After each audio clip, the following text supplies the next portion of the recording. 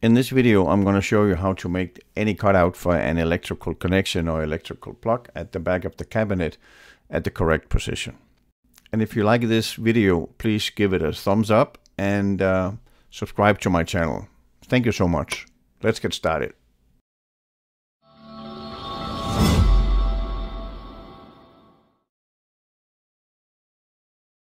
So here it is, the electrical box sitting in the drywall where a big pantry cabinet with a built-in oven will be installed eventually.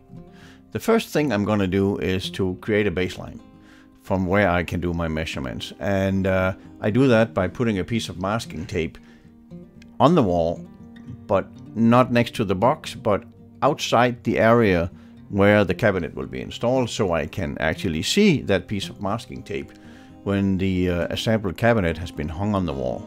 With the masking tape sitting there on the wall, I can position my laser first at the top of the box and create a pencil line on my masking tape. And then I move the laser light down to the bottom of the box and make another pencil line on the masking tape where my laser line indicates the bottom of the box.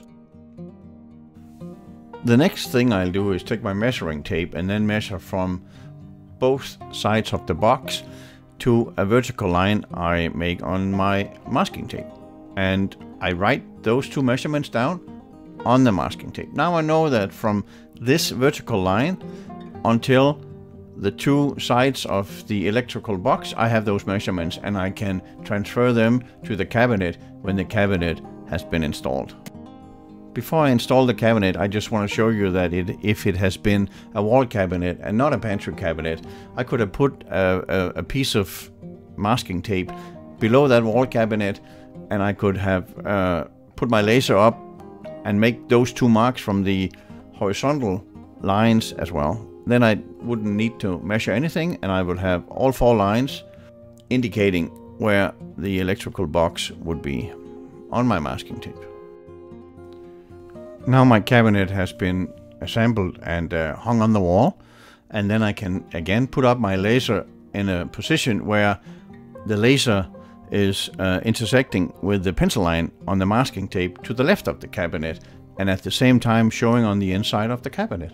And I can put up some masking tape at the back of my cabinet wall in order for me to make a pencil line. And that's exactly where the top of the electrical box will be, and also where the bottom will be, because then I move my laser down to the lowermost pencil line.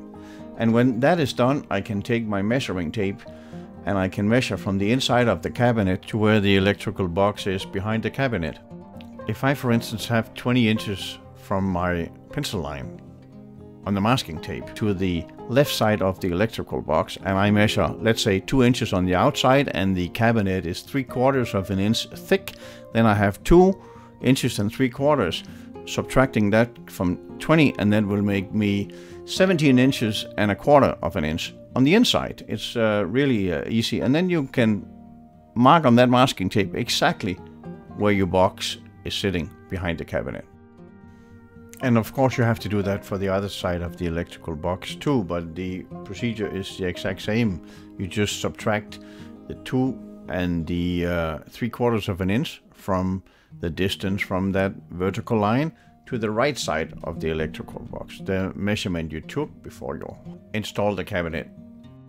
And now with those 4 pencil lines on your masking tape, you can bring out your oscillating tool or whatever you use, and you can cut along the lines, and you will have your opening for that electrical box exactly where the box is sitting. It's really that easy. And this is just to show that if you have a box sitting in a base cabinet, you can do it in pretty much the exact same way. As you can see here, I'm measuring from the bottom of that box to the top of the rail, and I will write those 2 numbers I get from the top and the bottom to the top of the rail, just above the rail, so I have that measurement for later reference. And then I put up my laser and I make those 2 lines, as you can see here as well, the left side of the box and the right side of the box, and I will just make a little pencil line above the rail on the wall.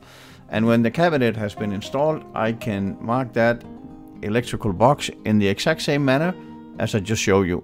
And it's really easy. So Go ahead and do it this way, and you'll have your cutout sitting in front of your electrical box very accurately every time.